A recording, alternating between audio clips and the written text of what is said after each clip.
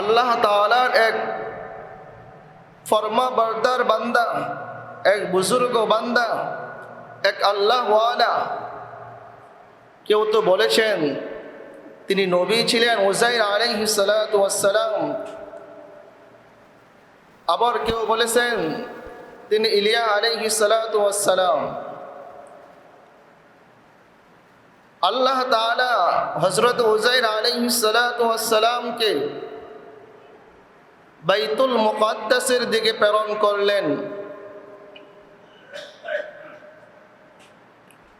হযরত উযাইর আলাইহিস সালাতু ওয়াস সালাম তিনি তার গাধার উপর সওয়ার হয়ে রওনা দিলেন।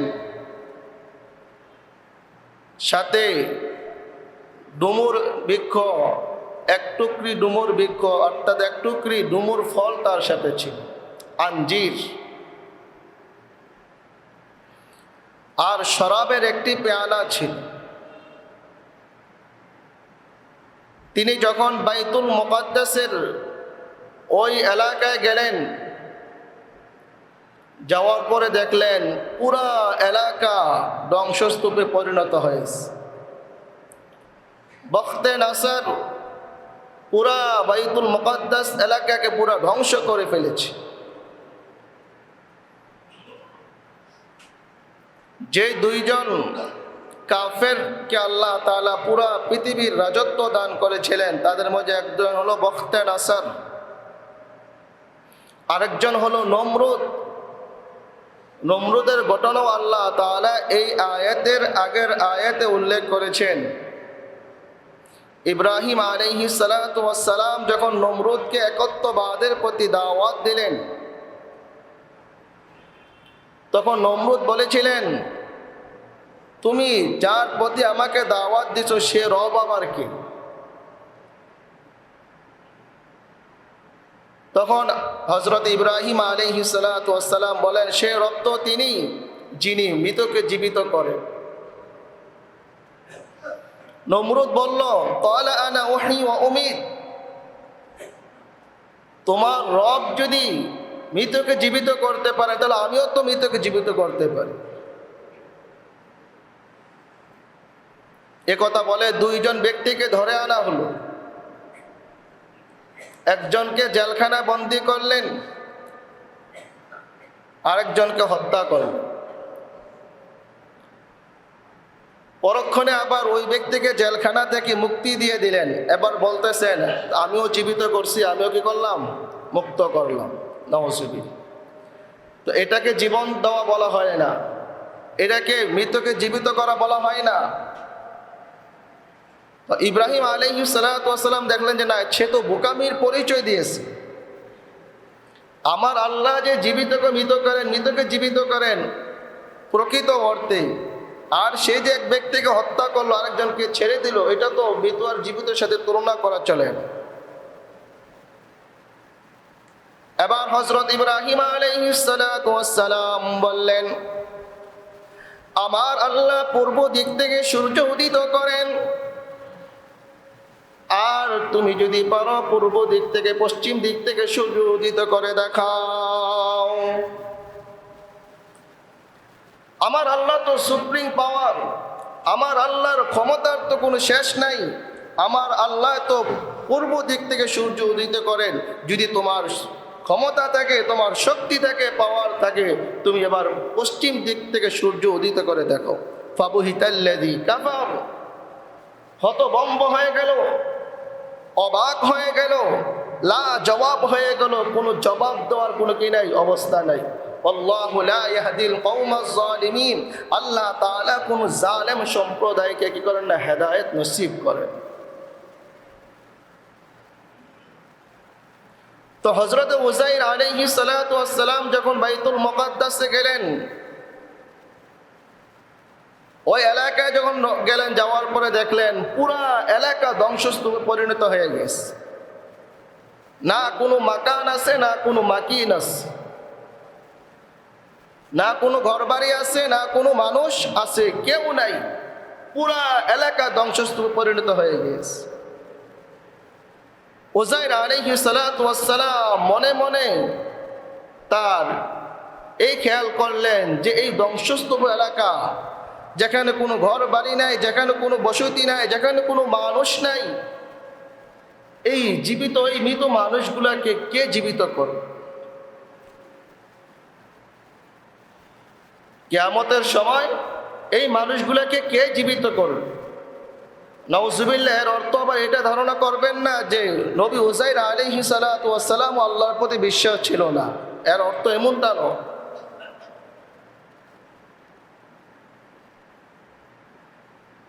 তো অন্তরে ধারণা করছেন, অন্তরের খবর তো আল্লাহ তাআলা জানেন। ইন্নাহু আলিমুম বিদাতিস সুদূর। আমি আপনি বসে বসে কি কল্পনা করতেছি, কি পরিকল্পনা করতেছি, কি খেয়াল করতেছি, কি ধারণা করতেছি, নামাজের পরে কি করব, কি অন্যায় করব, কি ভালো কাজ করব, কি নেকের কাজ করব, আত্মীয়তার সম্পর্ক বজায় রাখবো কি রাখবো না, মানুষের তো দুর্ব্যবহার করবো কি করবো না, মানুষের তো উত্তম ব্যবহার করব কি করব না, যা আমার আপনার অন্তরে ধারণা আসে, যে আমরা আপনার কল্পনা করে, আমার আপনার কল্পনার কথাও আমার আপনার রব জানেন। উযাইর আলাইহিস সালাতু ওয়াস সালামের এই মনের কথাটুকু রব্বুল আলামিন জেনে ফেললেন। জেনে সাথে সাথে উযাইর আলাইহিস সালাতু ওয়াস সালামকে আল্লাহ তাআলা মৃত্যু দিয়ে দিলেন।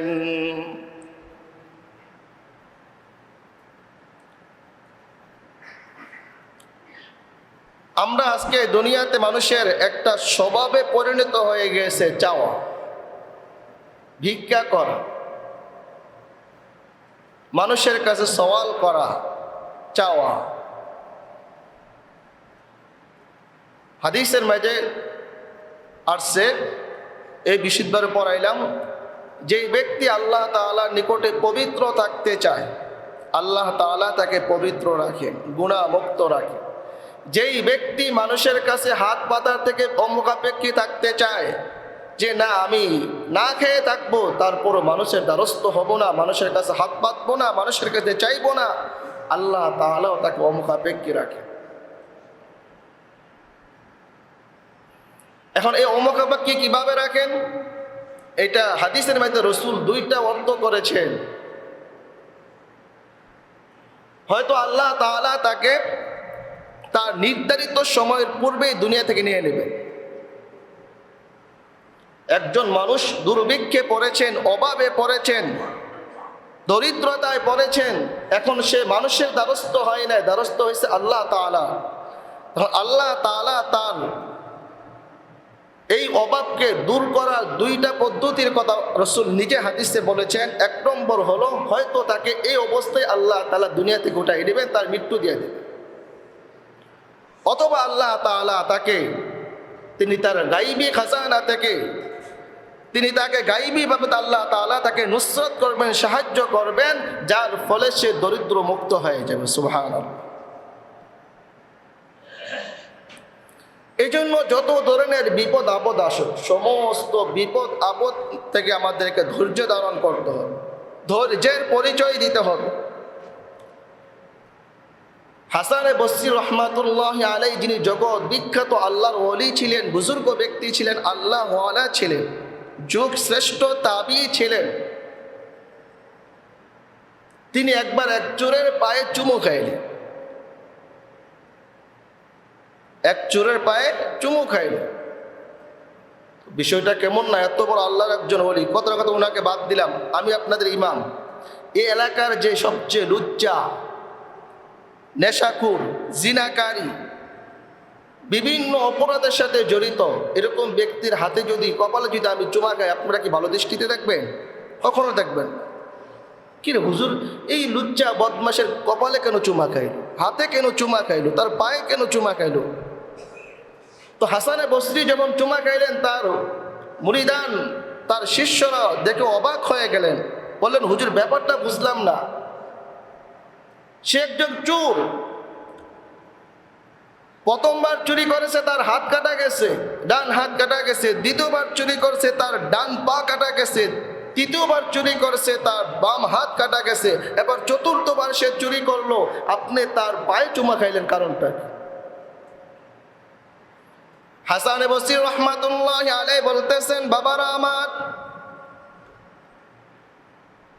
আমি তার চোরের কারণে চুরি চুমা খাই নাই, এই বদ অভ্যাসের কারণে চুমা খাই নাই, বরং আমি তার পায়ে চুমা খেয়েছি এই ব্যক্তির ধীরতার কারণে, অটল অবিচলতার কারণে।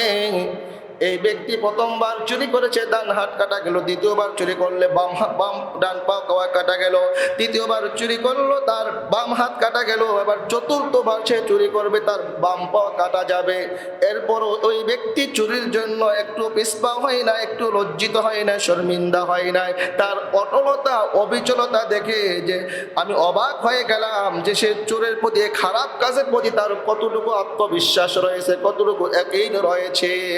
অর্থাৎ এই ব্যক্তি যদি তার এই অটলতাকে, আত্মবিশ্বাসকে দ্বীনের পথে খাটাইতো, ইসলামের পথে খাটাইতো, তাহলে এই চোর না হইয়া সে একজন জগৎ বিখ্যাত আল্লাহর ওলি হয়ে যেত। এই জন্য বলা হয়েছে আপনার ধীরতা অবিচলতা 1000 কারামতির চেয়েও কি উত্তম। ধীরতা অবিচলতা, যে কোনো কাজ করব এটা মধ্যে ধীরতা থাকা চাই, অটলতা থাকা চাই। অনেকে আছে না, একবার এইটা করে একবার এইটা করে, চাকরি বারবার পাল্টানোর অভ্যাস অনেকের আছে। এক জায়গায় জমে থাকলে যে কি ফায়দা এটা অনেকে বুঝে না। এক জায়গায় জমে থাকলে, যেন আমাদের শাইখ ও মুর্শিদ আল্লামা নূর হোসেন কাসমি রহমাতুল্লাহ আলাইহি বলতেন, বাজিরা, হুজুরে বাজি রাখতেন, আমাদের ছাত্রদেরকে মহব্বত করে বাজি রাখতেন, যে বাজিরা যেখানেই থাকো, যেখানেই চাকরি করো, এক জায়গায় জমে থাকো, মানে এক জায়গায় লেগে থাকো। ফুটফাট করে 500 টাকার লেগে, 2000 টাকার লেগে, 1000-2000 টাকা বেশি পাইছো, দৌড় দিও না। আর এক জায়গায় 500 টাকা কম দিতেছে, দৌড় দিও না। এক জায়গায় জমে থাকো, মানুষের সাথে একটা গভীর সম্পর্ক হবে, আন্তরিকতা, মহব্বত, ভালোবাসা হবে, মানুষ গঠন করতে পারবে, মানুষকে বুঝাইতে পারবে। আর বারবার জায়গা চেঞ্জ করবা, পরিচয় হয়তো সময় লাগবে।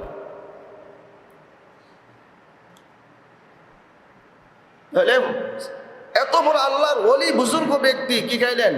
চোরের পায়ে চুমু খাইলেন। কেন চুমু খাইছে? তার চুরির কারণে না, বলতেছে সে যে একটা কাজের মাঝে লেগে আছেন, তার অটলতা অবিচলতার কারণে। বলতেছেন সে যদি এই কাজটাকে দিনের কাজে লাগাইতো, ইসলামের কাজে লাগাইতো, তাহলে এরকমভাবে দিনের অটল অবিচল থাকতো, সে একজন আল্লাহর ওলি হয়েছে। প্রিয় হাজিরিন, যে কতটুকু বলতেছিলাম, হযরত উযাইর আলাইহিস সালাতু ওয়াস সালামকে আল্লাহ তাআলা সাথে সাথে যখন সে কল্পনা করলেন যে আল্লাহ তাআলা জীবিতকে কিভাবে মৃত্যু দান করবেন, সাথে সাথে আল্লাহ তাআলা তার রূহ কবজা করলেন। যখন তিনি ঘুমাইলেন, তার সকালবেলা সূর্য উদিত হওয়ার সময় তিনি ঘুমাইলেন। 100 বছর পর্যন্ত আল্লাহ তাআলা তাকে এই অবস্থায় রেখে দিলেন। 100 বছর পরে জীবিত করার পরে আল্লাহ তাআলা তাকে জিজ্ঞাসা করলেন, ক্বালা কাম লাবিস্তা, এই অবস্থায় তুমি কতদিন ছিলা? ক্বালা কাম লাবিস্তু মিয়াতা আমিন, ক্বালা কাম লাবিস্তু ইয়াওমান আও বা'দা ইয়াওম। তিনি জবাব দিলেন যে একদিন অথবা একদিনের চেয়ে একটু কম সময়। বলে কেন তিনি এই কথা বললেন, একদিন বা তার চেয়ে একটু কম সময়? যেহেতু তিনি ঘুমাইছিলেন সূর্য উদিত হওয়ার কিছুক্ষণ পরে, আর তাকে যখন জীবিত করা হয়েছিল তখন সূর্য অস্তমিত যায় যায় অবস্থা, সূর্য ডুবে যায় যায় অবস্থা। এই জন্য তিনি মনে করেছিলেন আমি যে সকালে ঘুমাইছিলাম ওই সকালবেলার বিকালটা মনে এখন হয়েছে। এই জন্য তিনি মনে করলেন যে একদিন বা একদিনের যে কিছু সময় বেশি হবে বা কম হবে। আমার আল্লাহ বললেন যে না না না বান্দা, তুমি 100 বছর পর্যন্ত এই অবস্থায় পড়েছিলে, আমি তোমাকে জীবিত করেছি দুনিয়াবাসী মানুষদেরকে এই মেসেজটা দেওয়ার জন্য, এই বিষয়টা জানান দেওয়ার জন্য যে আমি আল্লাহ সব কিছুর উপরে কাদের, আমি আল্লাহ সব কিছু করতে পারি। আওয়ালাইসাল্লাযী খালাকাস সামাওয়াতি ওয়াল আরদা বিকাদিরিন আলা আন ইয়াখলুকা মিসলাহুম বালা ওয়া হুয়াল খাল্লাকুল আলীম। আওয়ালাম ইয়ারাল ইনসানু আন্না খালাকনাহু মিন نطفة فإذا هو خصيم مبين না? আমার আল্লাহ বলতেছেন, বান্দা তুমি কি তোমাকে নিয়ে একটু চিন্তা করো না? আমি তো তোমাকে একটা নাপাক বীর্য থেকে, এক ফোঁটা নাপাক পানি থেকে সৃষ্টি করেছি, এক ফোঁটা নাপাক পানি থেকে সৃষ্টি করেছি। অতঃপর তুমি বাক বিতণ্ডাকারী হয়ে গেলে, ঝগড়াটে হয়ে গেলে। أولم يرى الإنسان أنا خلقناه من نطفة فإذا هو خصيم مبين وضرب لنا مثلا ونسي خلقا। বলতেছে সে আমি আল্লাহ সম্পর্কে অদ্ভুত কথা বলে। সে বলে যখন মানুষ মরে পচে গলে মানুষের হাড্ডিগুলো আপনার একবারে টুকরা টুকরা হয়ে যাবে, আল্লাহ তাআলা তাকে কিভাবে সৃষ্টি করবেন? আমার আল্লাহ বলতেছেন, কুল ইউহয়িহাল্লাযী আনশাআহা আউওয়ালা মাররা ওয়া হুয়া বিকুল্লি খালকিন আলীম। হে নবী, আপনি বিশ্ববাসী মানুষদেরকে বলে দিন যে আল্লাহ নাকি তোমাকে আমাকে প্রথমবার সৃষ্টি করেছেন, যে আল্লাহ নাকি তোমাকে আমাকে নিরাকার থেকে আকার ধারণ করেছেন, আকারে এনেছেন। ওহুয়া বিকুল্লি শাইইন আলীম, আর তিনি সর্ব বিষয়ে ক্ষমতাধর, সর্ব বিষয়ে তিনি অবগত আছেন, সব বিষয়ে তিনি পারদর্শী, সব কিছু রব্বুল আলামিন করতে পারেন। 100 বছর আল্লাহ তাআলা হযরত উযাইরকে কি রাখলেন? ওই অবস্থায়, মৃত্যু অবস্থায় রেখে দিলেন। 100 বছর পরে আল্লাহ তাআলা জীবিত করলেন। জিজ্ঞাসা করলেন, কয়দিন ছিলা? বলতেছে একদিন অথবা তার চেয়ে কিছু কম সময় ছিলাম। আমার আল্লাহ বলতেছে, না না না, তুমি একদিন বা একদিনের কম ছিলে না, তুমি 100 বছর মৃত অবস্থায় এখানে পড়েছিলে। তুমি তোমার খাবারের দিকে লক্ষ্য করো।